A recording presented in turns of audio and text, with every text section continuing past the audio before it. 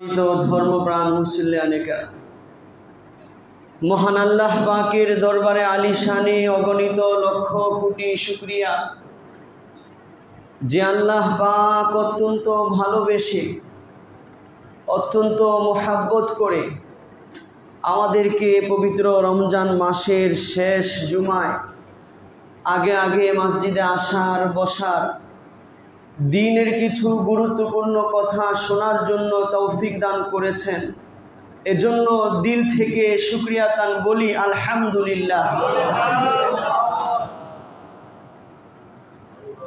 আল্লাহ পাকের পক্ষ থেকে রহমত হিসেবে, দয়া হিসেবে মাহে রমজান আমাদের কাছে এসেছে। একে একে মাহে রমজানের উল্লেখযোগ্য অংশ আমাদের থেকে বিদায় নিয়েছে। আর মাত্র 4 দিন বা 5 দিন আমাদের কাছে মাহে রমজান বাকি আছে। এখন আমাদের মুহাসাবা করার বিষয়, এখন আমাদের চিন্তা করার বিষয় যে আমি আমার এই মাহে রমজানকে কতটুকু কাজে লাগাইতে পেরেছি। এই মাহে রমজানকে পেয়ে আমি কতটুকু আমার আখেরাত কামাই করতে পেরেছি। তার কারণ হচ্ছে কেউ যদি মাহে রমজান পাইল আর মাহে রমজান পেয়ে সে নিজের গুনাহ ক্ষমা করাইতে পারল না, তার চাইতে কপাল পোড়া হতভাগা আর কেউ নাই। জোরে বলেন ঠিক কিনা? এত বরকতপূর্ণ নিয়ামত হিসেবে মাহে রমজান এসেছে, এজন্যই যাতে করে আমরা আমাদের গুনাহকে ক্ষমা করাইতে পারি। এই গুনাহ ক্ষমা কখন হবে? যদি আমি মাহে রমজানকে যেইভাবে আল্লাহ পাক অতিবাহিত করার কথা বলেছেন সেইভাবে অতিবাহিত করি, রোজাগুলো ওইভাবেই পালন করি, রোজা রেখে সেভাবেই আমার জীবনকে পরিচালিত করি, তাইলেই এই রমজান পিছনের সমস্ত গুনাহগুলোকে ক্ষমা করে দেওয়ার কারণ হবে। জোরে বলেন ঠিক কিনা? শুধু রমজান না, আমাদের মানুষ হিসেবে আমরা দুর্বল, মানুষ হিসেবে আমাদের থেকে ভুল ভ্রান্তি হয়েই যায়। স্বয়ং আল্লাহ নিজেই বলেছেন খুলিকাল ইনসানু দাঈফা, মানুষকে দুর্বল করে সৃষ্টি করা হয়েছে। কিন্তু মর্যাদা দিয়েছেন আল্লাহ কি? সবচেয়ে শ্রেষ্ঠ মর্যাদা। তার কারণ হচ্ছে মানুষকে আল্লাহ পাক বিশেষভাবে মানুষ এবং জিনকে তার ইবাদতের জন্য সৃষ্টি করেছে। আবার এই জিনদের উপরেও আল্লাহ মানুষকে মর্যাদা দিয়েছেন। এত নিয়ামত আল্লাহ কেন দিলেন? যাতে করে আল্লাহকে খুশি করতে পারি। তো যেহেতু আমরা দুর্বল, ভুলভ্রান্তি হয়ে যায়, এজন্য আল্লাহর পক্ষ থেকে আমাদের জন্য কিছু সুযোগ, কিছু সুবর্ণ মৌকা আল্লাহ তাআলা দেন, যেগুলোর মাধ্যমে আল্লাহ পাক আমাদের গুনাহগুলোকে, ভুলভ্রান্তিগুলোকে ক্ষমা করেন। সুবহানাল্লাহ। ঠিক তদ্রূপ এই রমজান মাসও প্রত্যেক বছর আমাদের জীবনে আসে আমাদের জীবনের গুনাহগুলোকে ক্ষমা করার জন্য। আমাদের জীবনের গুনাহগুলো যেন ক্ষমা হয়, এজন্যই রমজান মাস আসে। একাধিক হাদিসের কিতাবে, সহিহ মুসলিম শরীফ সহ একাধিক হাদিসের কিতাবে এসেছে, হযরত আবু হুরায়রা থেকে বর্ণিত, আল্লাহ রাসূল সাল্লাল্লাহু আলাইহি ওয়াসাল্লাম এই কথা বলেছেন, আস-সালাওয়াতুল খামসু ওয়াল জুমআতু ইলাল জুমআতি ওয়া রমাদানু ইলা রমাদানা মুকাফফিরাতুন লিমা বাইনাহা। আল্লাহ রাসূল বলেন, বান্দারা যখন নাকি 5 ওয়াক্ত নামাজ ঠিক মতো নিয়ম মতো আদায় করে, 5 ওয়াক্ত নামাজ এর মধ্যবর্তী সময়ের জন্য এবং এক জুমা তার পরবর্তী জুমার মধ্যবর্তী সময়ের জন্য, ও রমাদান ইলা রমাদানা, এবং এক রমজান থেকে আরেক রমজান পর্যন্ত মধ্যবর্তী যত সময়ের যত সগীরা গুনাহ আছে, মুকাফফিরাতুন লিমা বাইনাহা। এই রমজানটাই এক রমজান আরেক রমজানের মাঝখানে বান্দা যত গুনাহ করছে, এই সগীরা গুনাহগুলো অটোমেটিক যদি রমজানকে নিয়ম মতো বান্দা আদায় করে, আল্লাহ অটোমেটিক ক্ষমা করে দেন। সুবহানাল্লাহ। 5 ওয়াক্ত নামাজ কেউ নিয়ম মতো পড়তেছে, নামাজের শর্ত আদায় করে, এক নামাজ থেকে আরেক নামাজের মধ্যবর্তী সময়ে সগীরা গুনাহ যেগুলো আমাদের থেকে হয়ে যায়, এইগুলাকেও আল্লাহ পাক ওই নামাজের উসিলা মাফ করে দেন। এক জুমা থেকে আরেক জুমা পর্যন্ত বান্দা যত গুনাহ করে হয়ে যায় সগীরা গুনাহগুলোকে যদি জুমা আছে ঠিক মতো জুমার মাসলা অনুযায়ী ঠিক মতো আদায় করে মাঝখানের সগীরা গুনাহগুলোকে আল্লাহ ক্ষমা করে দেন। বলে সুবহানাল্লাহ। কারণ আল্লাহ তো ক্ষমাশীল, আল্লাহ চান মানুষকে ক্ষমা করতে। বান্দা বছরকে বছর আল্লাহর নাফরমানি করেছে, আল্লাহকে নারাজ করেছে, বান্দা যদি এক মুহূর্তের জন্য আল্লাহর কাছে ক্ষমা চায় আল্লাহ ক্ষমা করে দেন। বলেন সুবহানাল্লাহ। এই জন্য কোনো হাদিসে এরকম এসেছে যে ফেরাউন নিজেকে খোদা পর্যন্ত দাবি করছে। নিজেকে কি দাবি করেছে বলেন? খোদা দাবি করেছে।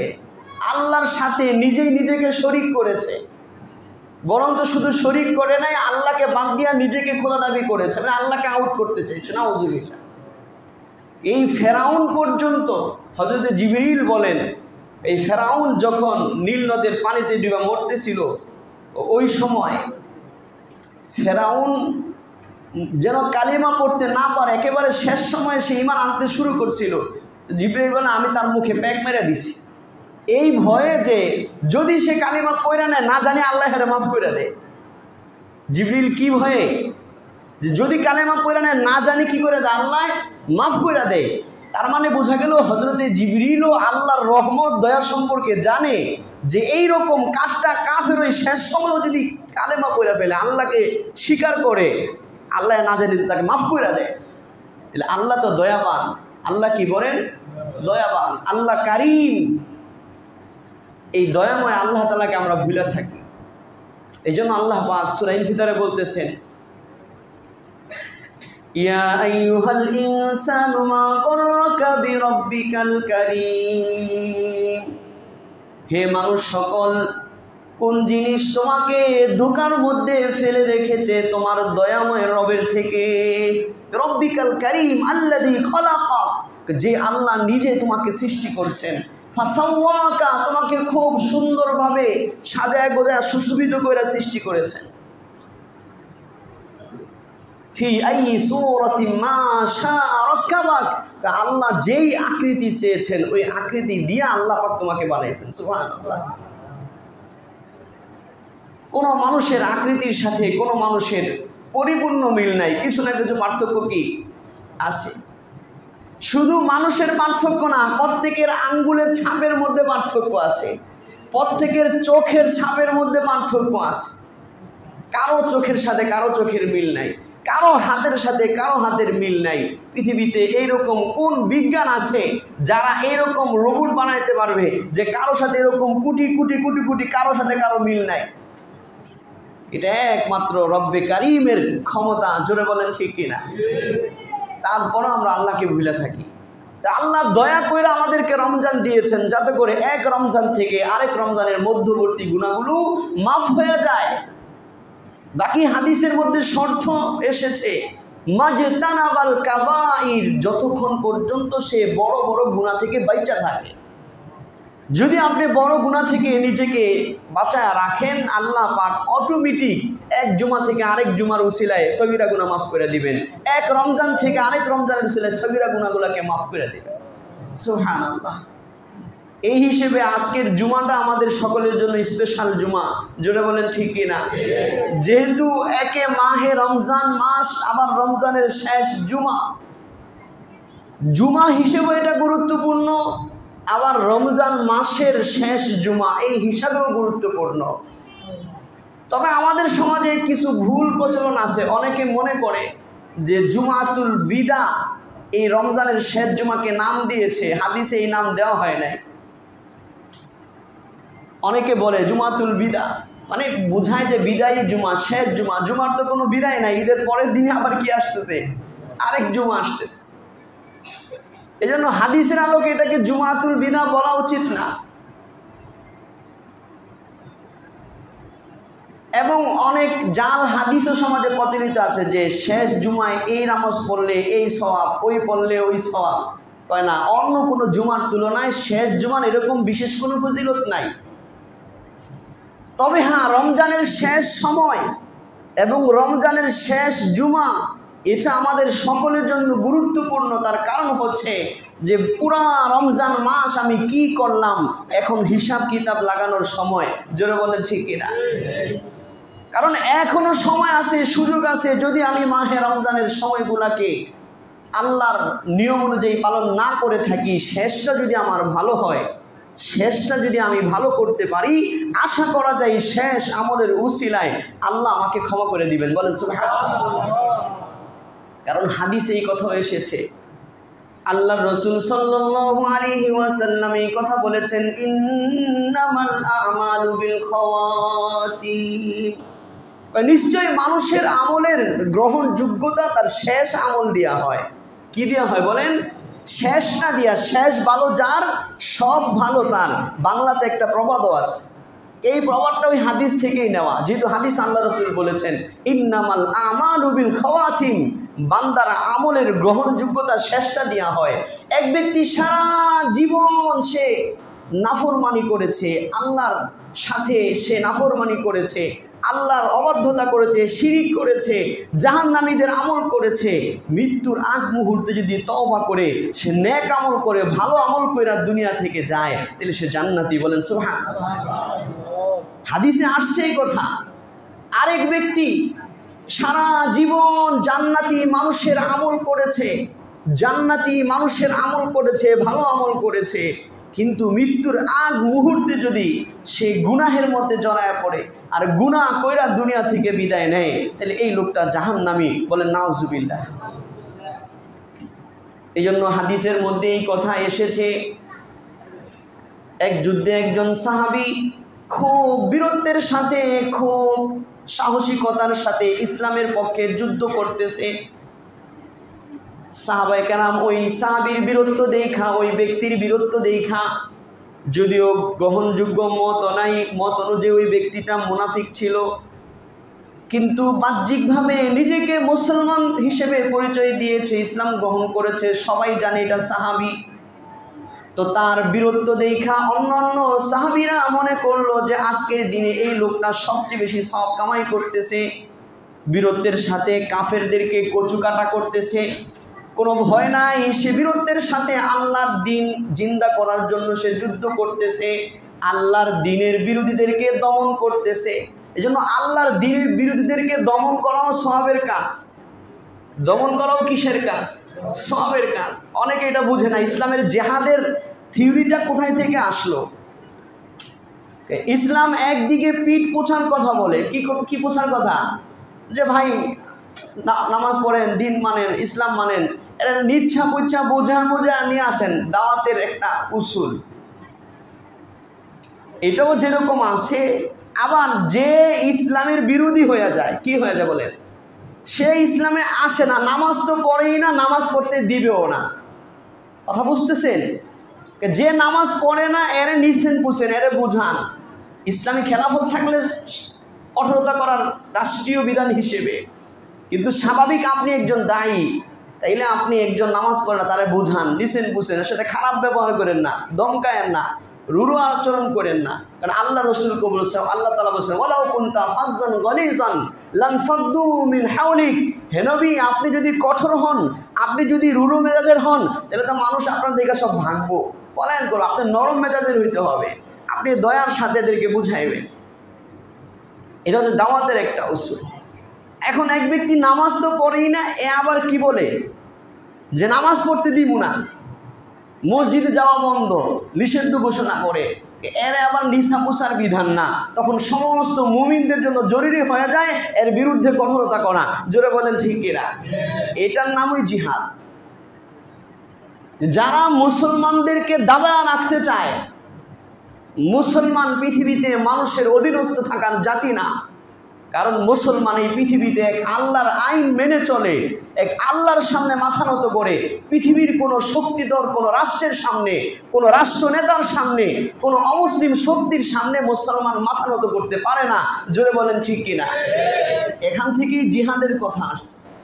অনেকেই বুদ্ধিজীবীরা বলা শুরু করেছিল যে ফিলিস্তিনের মুজাহিদরা কেন হামলা করতে গেল, তার কারণ হচ্ছে তারা নির্ভরযোগ্য সূত্রে জানতে পারছে যে ইহুদিরা মসজিদে আকসা ভেঙে থার্ড টেম্পল, তাদের মন্দির বানানোর তারা ষড়যন্ত্র এবং নীল নকশা তারা কইরা ফেলছে, বলে নাউজুবিল্লাহ।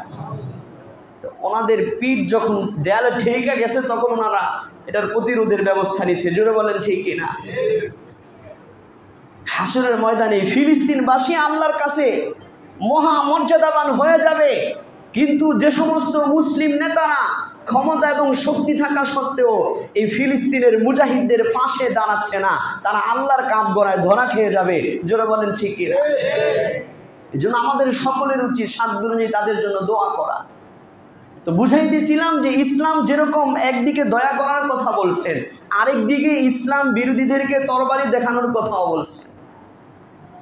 এই জন্য বড় ঐতিহাসিকবিদরা কথা বলেছেন যে দুনিয়াতে পৃথিবীর দেশে দেশে ইসলামের বিস্তার হয়েছে উত্তম আখলাকের মাধ্যমে, কিন্তু পৃথিবীর দেশে দেশে ইসলাম ঢুকেছে তরবারির মাধ্যমে। জোরে বলেন ঠিক কিনা? মানে দাওয়াতের কাজই যখন করতে দিবে না, যে এখানে ইসলাম প্রচার করা নিষেধ, ওই ক্ষেত্রে আর কি না, নরম থাকার সুযোগ নাই, ওই সময় তরবারি দিয়ে ঢুকতে হবে। এটা ইসলামের বিধান। এই ভারত উপমহাদেশে ইসলাম এবং মুসলমানদের আগমন ঘটেছে তরবারির মাধ্যমে। জোরে বলেন ঠিক কিনা? যখন একজন হিন্দু রাজা একটি মুসলিম মেয়েকে বন্দি রেখে অত্যাচার করতেছিল, মুসলিম খেলাফত ব্যবস্থার যিনি দায়িত্বশীল, ওনার কাছে সংবাদ পৌঁছেছে, উনি মোহাম্মদ বিন কাসিমকে এই দেশে পাঠিয়েছেন। জোরে বলেন ঠিক কিনা? কিন্তু মানুষকে জোর করে মুসলমান বানায় নাই, একজন মানুষকেও জোর করে মুসলমান বানায় নাই, একটা মন্দিরকেও জোর করে অন্যায়ভাবে ভাঙে নাই। জোরে বলেন ঠিক কিনা? যদি এই ভারত উপমহাদেশে মুসলমানরা 800 বৎসর রাজত্ব করেছে, যদি মুসলমানরা জোরপূর্বক হিন্দুদের মন্দির ভাঙতো, তাহলে একটা 100 বছরের পুরাতন মন্দির হিন্দুস্তানে থাকতো না। জোরে বলেন ঠিক কিনা? অথচ শত শত বৎসরের পুরনো মন্দির এখনো হিন্দুস্তানে চলমান। জোরে বলেন ঠিক কিনা? কিন্তু এখন রাজনৈতিক দুরভিসন্ধি বাস্তবায়নের লক্ষ্যে এই মোদী সরকার বিভিন্নভাবে নানা অজুহাতে আইনের ফাঁক ফোকর দিয়ে এই বাবরি মসজিদকে শহীদ করার নামে, যে বাবরি মসজিদকে যেটা 100 বছর ধরে মুসলমানদের মসজিদ ছিল, এই মসজিদকে আজকে ভেঙে দিয়েছে। জোরে বলেন ঠিক কিনা? দাবি কি? এখানে রাম মন্দির ছিল। সম্পূর্ণ ঢা মিথ্যা কথা, ঐতিহাসিকভাবে এটা কোনো প্রমাণিত না। হিন্দুস্তানে কোনো মন্দির ভেঙে যদি মসজিদ হয়ে থাকে, তাহলে ওই এলাকাবাসী সবাই নিজে মুসলমান হইয়া নিজেরা ভাঙছে। জোরে বলেন ঠিক কিনা? এই জন্য মোহাম্মদ বিন কাসিম যখন এই হিন্দুস্তানে আসছিল, আমার আলোচনা আরেক দিকে চলে যেতেছে, তারপরও বইলা ফেলি, এই মোহাম্মদ বিন কাসিম যখন হিন্দুস্তানে এসেছিলেন, ওই সময়ে আগের যে জালেম হিন্দু শাসকরা ছিল, তাদের পরিবর্তে মোহাম্মদ বিন কাসিমের ইনসাফপূর্ণ শাসন দেখা অনেক হিন্দুরা মোহাম্মদ বিন কাসিমের পর্যন্ত পূজা করা শুরু করছিল।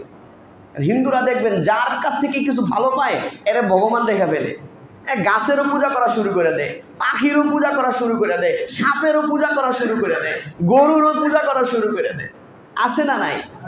দেখছি এত ভালো মানুষ, এত সুন্দর শাসন হইতে পারে। আমাদের আগের হিন্দু রাজারা তো কত জুলুম অত্যাচার করতো। এই জন্য মোহাম্মদ বিন কাসিমের অনেকে মূর্তিও বানাইছে, এরকমও আছে ঐতিহাসিক। উনি মারা যাওয়ার পরে হিন্দুরা, তাইলে ভারতের সাধারণ হিন্দুরা মুসলমান হয়েছে মুসলমানদের আখলাক দেখে, সাচ্চা আখলাক দেখে। যারা মুসলমানদের বিরোধী হবে, এদের ব্যাপারে আবার কঠোরতা, সেই কঠোরতা যুগ যুগ ধরে হয়েছে বিদায় আমরা মুসলমান হইতে পারছি। যদি বলেন ঠিক কিনা? আমরা তো কোথাকার সেই আরব থেকে এই ভারত উপমহাদেশে ইসলামের নিয়ামত আমাদের কাছে কিভাবে আসলো?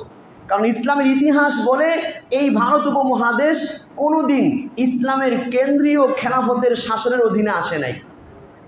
মানে যেই খেলাফত ব্যবস্থা, ইসলামে আইন প্রতিষ্ঠা হয়েছে, প্রথমে আব্বাসী খেলাফত, এরপরে ওসমানী খেলাফত, সর্বশেষ তুর্কি ভিত্তিক ওসমানী খেলাফত, অটোমান সাম্রাজ্য, এই কোনো খেলাফতের অধীনস্থ এই ভারত উপমহাদেশ আসে নাই। মোট কথা ইসলামের মৌলিক শাসনের অধীনে আসে নাই। তারপরেও এই দেশের মানুষ এত মুসলমান কিভাবে? এটা একমাত্র আল্লাহ পাকের নিয়ামত, বরকত, রহমত। জোরে বলেন ঠিক কিনা? তো একজন সাহাবী এরকম বিশাল, যেহেতু ইসলামের এলায় কালিমাতুর জন্য জেহাদও কি জরুরি জিনিস, উনি জেহাদ করতেছেন, হিন্দুদের অমুসলিমদেরকে হত্যা করতেছেন।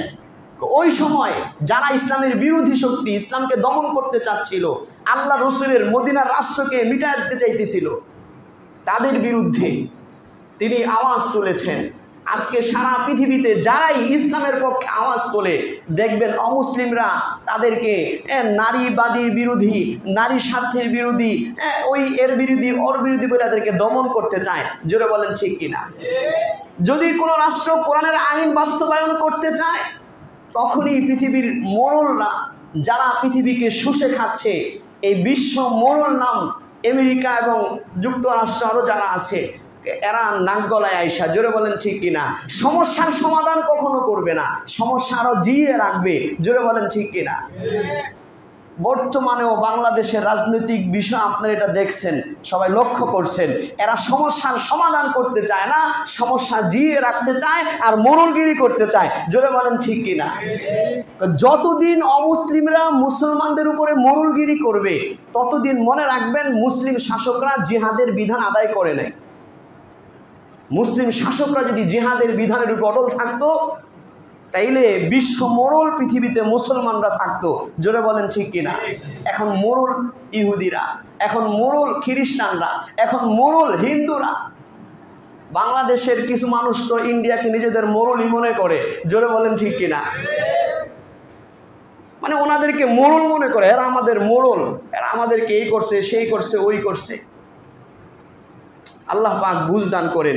2 দিন আগে বিবিসির একটি নিউজ এসেছে, এই জন্য বিবিসিকে ধন্যবাদ জানানো লাগে, অনেক সময় এরাও ভালো কিছু নিউজ দেয়।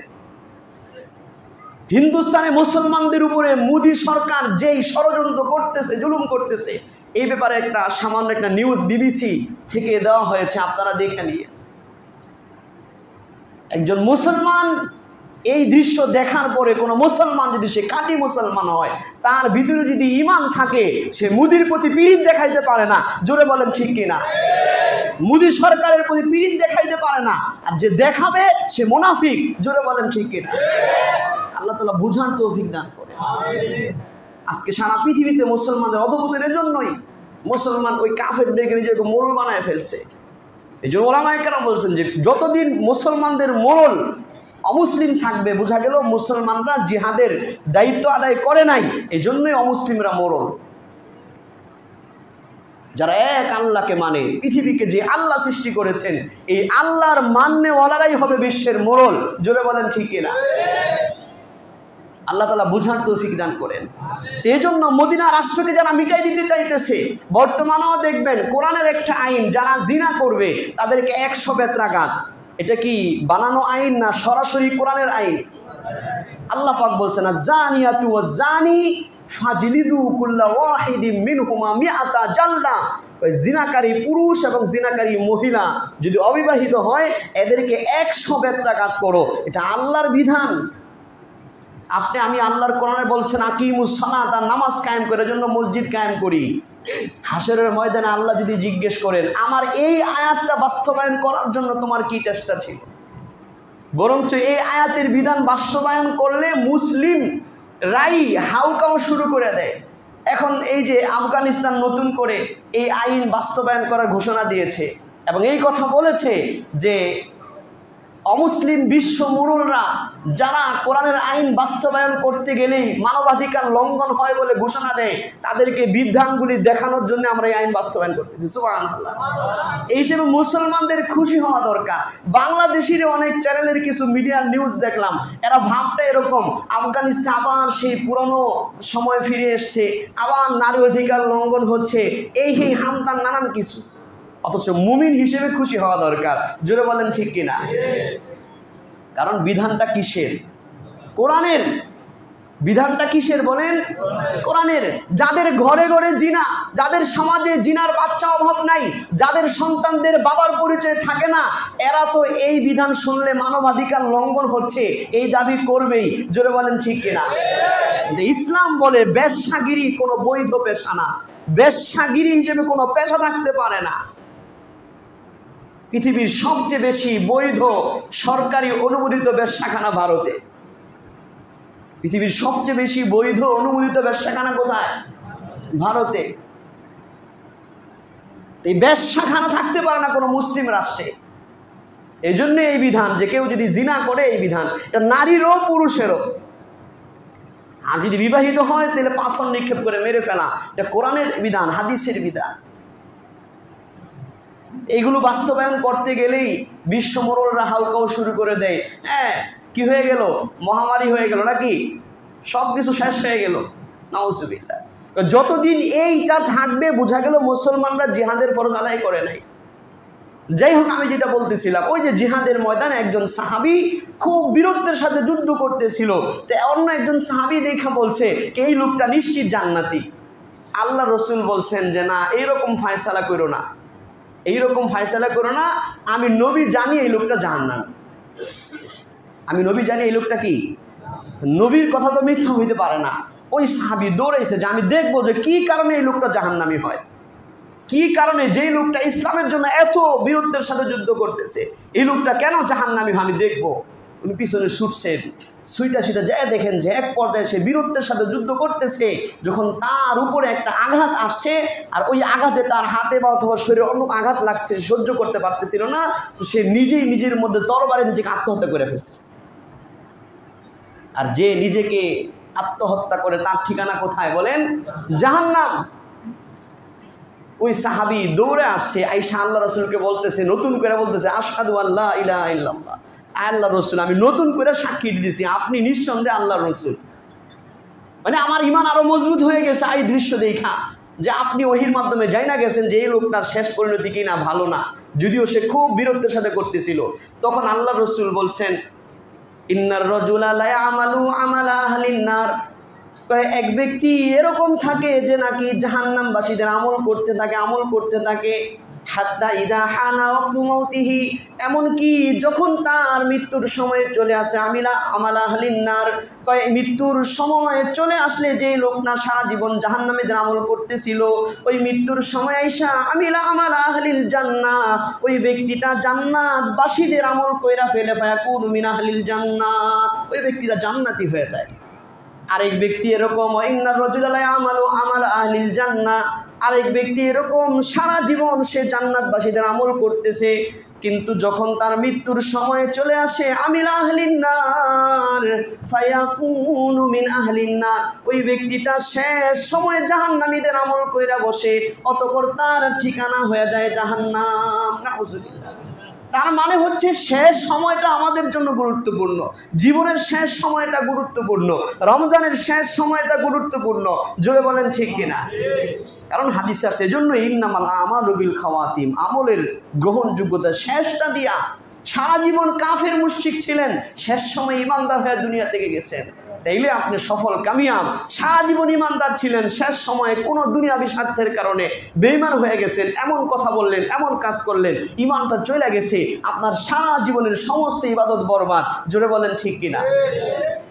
এই জন্য ভয়ে থাকতে হবে মুমিনদের, ভয় পেতে হবে যে আমার শেষ সময়টা না জানি আমার খারাপ হয়ে যায়। আল্লাহর কাছে দোয়া করতে হবে যে আল্লাহ আপনি আমার শেষ সময়টাকে ভালো করেন।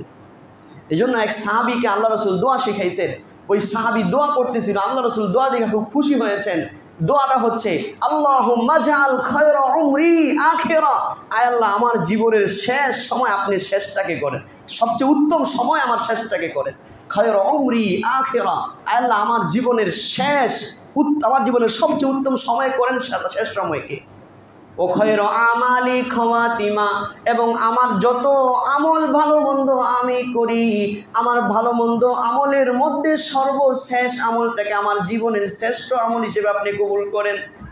ও খায়রা আইয়ামি ইয়াওমা নালকাকা ইয়া আল্লাহ, আর আল্লাহ আমার জীবনের শ্রেষ্ঠ সময় আপনি ওই দিনটাকে করেন যেই দিন আমি হাসরের ময়দানে আপনার সাথে সাক্ষাৎ করব। সুবহানাল্লাহ। এই দোয়া আল্লাহ রসুল শিখাইছে, আমাদের এই দোয়া করা উচিত। আল্লাহ আমার জীবনের শেষ আমলটা যেন ভালো আমল হয়, আল্লাহ আমার শেষ দিনটা যেন আমার জীবনের শ্রেষ্ঠ দিন হয়, আল্লাহ আমার জীবনের দুনিয়া এবং আখিরাতের দিন মিল্লা শ্রেষ্ঠ দিন যেন ওই যে হাসরের দিনটা হয়, ওই দিনটা যেন আমার জীবনের সবচেয়ে ভালো দিন হয়। করবো তো ইনশাআল্লাহ। এই দোয়া কে শিখাইছে? আল্লাহ রসুল শিখাইছেন। এই যে এই দোয়া শেখানোর মাধ্যমে, শেষ আমল দ্বারা আমলের গ্রহণযোগ্যতা, এগুলো বলার মাধ্যমে আল্লাহ রসুল আমাদের একটা মেসেজ দিয়েছেন যে কোনো জীবনের শেষ, রমজানের শেষ আর যে কোনো কাজের শেষটা বেশি গুরুত্বপূর্ণ। কাজে রমজানের শেষ সময় চলতেছে, এই জন্য সারা রমজান আমরা উদাসীনতায় ছিলাম, এখন আর উদাসীন থাকার সময় নাই। জোরে বলেন